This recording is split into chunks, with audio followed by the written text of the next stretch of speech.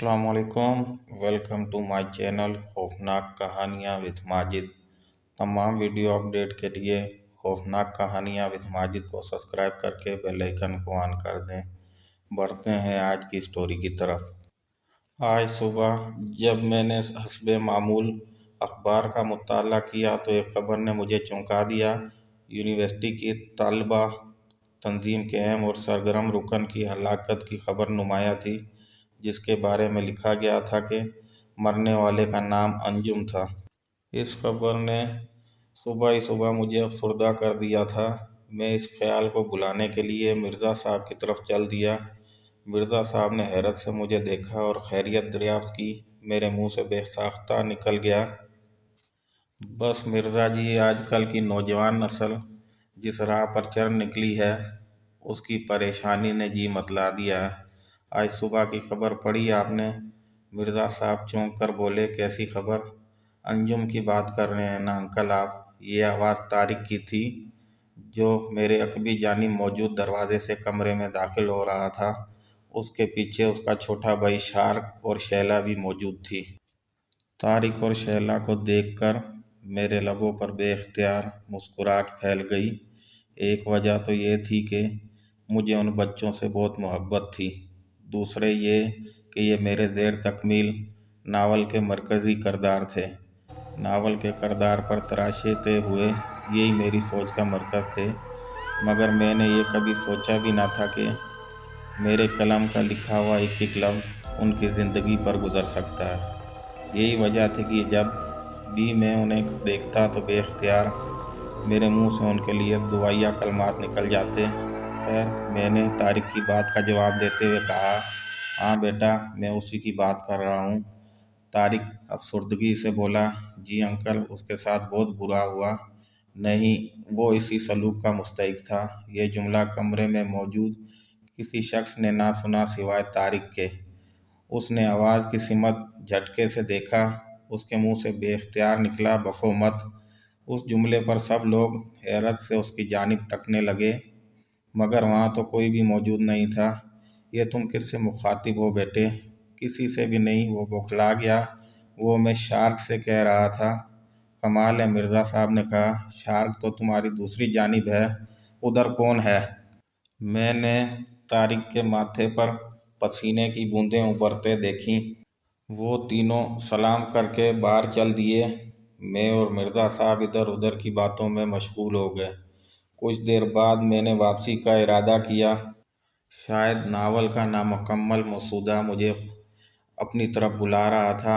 मैं बेख्तियार writing table की तरफ बढ़ गया और ख़ुद को कलम के हवाले कर दिया। अंजुम की मौत ने तारिक के एहसास को मज़ीद बोझ तले दबा दिया था। उसकी चिड़चिड़ी तबीयत ने शैला को भी परेशान कर दिया था। एक उलझन थी जो खुद ब खुद वजूद में आ गई थी। तारिक कोई कम हौसला या बुज़दिल इंसान नहीं था, मगर मद्दे मुकाबिल उसके सामने होते हुए भी सामने न था। उसका दिमाग कुछ सोचना नहीं चाहता था। अब तो बात इस कदर बढ़ चुकी थी कि एक इंसानी जान ज़ाया हो चुकी थी और 3-4 जानें ज़िंदगी और मौत के दरमियान थीं। तारिक को हालात किसी भी सूरत में बनते नज़र नहीं आ रहे थे। वो सोच रहा था कि शैला को सब कुछ सच सच बता दे ताकि एक उलझन तो कम हो। वो ये भी जानता था कि शैला उससे किस कदर मोहब्बत करती है, और ये भी सब जानकर उसकी परेशानी में और भी बढ़ जाएगी। लेकिन शैला की मौजूदा कैफियत भी तो उसके लिए बाइसे अज़ियत थी। शायद सारी सूरत हाल जान लेने के बाद वो कोई मुफीद मशवरा ही दे दे, या कम अज़ कम उसकी ढाढ़स तो बंधाएगी। इस उम्मीद के सहारे तारिक ने सब कुछ शैला पर वाज़े करने का फ़ैसला कर लिया। उस वक्त वो बाग में अकेला घास पर बैठा सूखे तिनकों को तोड़ तोड़ कर अपनी परेशानी को दूर करने की कोशिश कर रहा था। उसी लम्हे वही मनूस आवाज़ उसकी समाज से टकराई, आखिर तुम्हें मेरा होना ही है। तारिक ने चौंकते हुए पीछे देखा तो वही दुश्मन जहाँ हुसन की तमाम तर हशर सामानियों के साथ नज़र आई। उसका सिंगार और उस चाँद की मानंद दमकता हसीन चेहरा, शायद चाँद से भी ज़्यादा हसीन, کیونکہ چاند کی طرح اس پر کوئی داغ نہ تھا۔ طارق نے دیکھا تو بس دیکھتا ہی رہ گیا۔ ایک لمحے کے لیے اسے ایسا محسوس ہوا جیسے کائنات کا تمام حسن ایک بت میں سمٹ آیا ہو۔ اس کی نگاہوں کا طارق سے ملنا تھا کہ طارق کے ہوش اڑ گئے۔ وہ بے ساختہ اس کی طرف کھینچا چلا گیا۔ شاید وہ بھی آج اسی ارادے سے آئی تھی کہ اپنا سب کچھ کھو کر اسے پا لے گی۔ طارق بھی شاید اس سحر انگیز حسن کی روشنی میں شیلا کی پاکیزہ محبت کو نظر انداز کیے جا رہا تھا۔ وہ اس کی جانب بڑھتا ہی چلا گیا، اس قدر کہ اس ہوش ربا کی سانسوں کی گرمی اسے اپنے چہرے پر محسوس ہونے لگی۔ مگر شاید اس کی منزل ابھی بہت دور تھی۔ طارق نے اپنا ہاتھ اس کی جانب بڑھایا ہی تھا کہ عقب سے شارک کی سکوت توڑتی ہوئی آواز آئی، بھائی جان! اور وہ بے اختیار پیچھے کی جانب پلٹا جہاں شارک کھڑا اسے حیرت سے دیکھ رہا تھا۔ شارک کو دیکھتے ہی طارق نے واپس اس جگہ دیکھا جہاں شاید شیلا سے اس کی محبت رسوا ہونے کے قریب تھی۔ اب وہاں کچھ نہ تھا، صرف ایک سایہ تھا۔ طارق نے شارک سے پکارنے کی وجہ پوچھی۔ شارک بولا، بھائی جان، شیلا بھابی آئی ہیں، وہ آپ کو بلا رہی ہیں۔ طارق طویل سانس لے کر اٹھا اور اندرونی حصے کی جانب مڑ گیا۔ اچانک اسے اپنے عقب سے ایک آواز سنائی دی، کوئی بات نہیں، پھر صحیح، چلو تم نے مجھے قبول تو کیا، اب تم میرے ہو اور میرے ہی رہو گے۔ طارق نے خاموشی سے سنا اور پھر اندر چلا گیا۔ وہ سایہ بھی دیوار پر سرکتا ہوا ایک سمت بڑھنے لگا۔ شاید یہ بات تو اس سائے کو بھی معلوم نہ تھی کہ شارک ابھی وہیں کھڑا ہے اور اسے دیوار سے سرکتے ہوئے دیکھ رہا ہے۔ شارک کوئی معمولی بچہ نہیں تھا، اس کی عمر لگ بھگ 15 سال تھی۔ وہ عام بچوں سے کافی مختلف تھا۔ اس کے پیدا ہونے سے قبل اس کی ماں نے خواب میں دیکھا تھا کہ ایک بزرگ نے ایک بچہ اس کی گود میں دے کر فرمایا، یہ بچہ ان کی طرف سے تحفہ ہے اور اس بچے کی تربیت اور پرورش وہ خود کریں گے۔ پھر ایسا ہی ہوا۔ 10 سال کی عمر میں وہ حافظ قرآن ہو گیا۔ اس کی کم گوئی کا یہ عالم تھا کہ کئی روز زبان نہ کھولتا۔ البتہ شیلا سے اس کی خوب بنتی تھی، تاہم دینی امور پر اس کی معلومات اس قدر وسیع تھیں کہ اچھوں کے کان کاٹتا۔ حد تو یہ کہ بڑے بڑے عالم اس کے دلائل سن کر دانتوں تلے انگلیاں دبا لیتے۔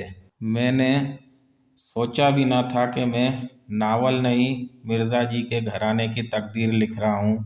طارق نے نہ چاہتے ہوئے بھی شیلا سے سب کچھ کہہ ڈالا۔ شیلا کا رد عمل اس کی امیدوں سے مختلف نہ تھا۔ اسے ایسا محسوس ہوا جیسے طارق اس کے ساتھ مذاق کر رہا ہو، مگر طارق کے چہرے کی سنجیدگی اور لہجے کی مضبوطی اسے اس بات پر مجبور کر رہی تھی کہ وہ ایک لفظ سچ کہہ رہا ہے۔ طارق اس کی زندگی تھا، مگر آج اسے اپنی زندگی کی جان خطرے میں نظر آ رہی تھی۔ وہ دیر تک دنیا و مافیا سے بے خبر اس خوفناک عذاب سے نجات کی راہ تلاش کرتے رہے۔ اچانک شیلا کے دماغ کو زوردار جھٹکا لگا اور وہ اچھل پڑی۔ اس کے چہرے سے عیاں تھا کہ اس نے نجات کی راہ تلاش کر لی ہے۔ یونیورسٹی میں شیلا اپنی ایک کلاس فیلو نیلم سے بہت زیادہ قریب تھی۔ ایک مرتبہ نیلم نے باتوں میں اسے بتایا کہ اس کے چاچا فرحاد علی سفلی علوم کے ماہر ہیں۔ 1-2 مرتبہ شیلا کی ان سے ملاقات بھی ہوئی۔ شیلا ان سفلی علوم کی قائل نہ تھی، مگر فرحاد علی نے اسے پیشکش کی کہ زندگی میں اگر اسے کوئی ایسا مسئلہ پیش آئے تو وہ اس سے ضرور رابطہ کرے۔ شاید وہ اسے عملی طور پر یقین دلانا چاہتے تھے اور آج شیلا کو وہ موقع مل گیا تھا۔ ہیلو، مجھے فرحاد علی صاحب سے بات کرنی ہے۔ جی فرمائیے، میں فرحاد علی بول رہا ہوں۔ انکل، کیا آپ نے مجھے پہچانا؟ میں شیلا بول رہی ہوں۔ ہاں، اچھا یاد آیا، تم نیلم کی کلاس فیلو۔ فرحاد علی پرسکون انداز میں بولے، کہو آج انکل کی یاد کیسے آ گئی؟ अंकल, याद है एक मर्तबा आपने कहा था कि ज़िंदगी में अगर कोई माफूकुल फितरत बात हो तो मुझे ज़रूर बताना। शैला एक सांस में बोलती गई। हाँ, मगर क्या हुआ? खुदा न ख्वास्ता कोई मुसीबत तो नहीं आन पड़ी? फरहाद अली तशवीशनाक लहजे में बोले। जी अंकल, मुसीबत सर पर खड़ी है, आप फ़ौरन आ जाइए। याद है आपने मुझसे वादा किया था।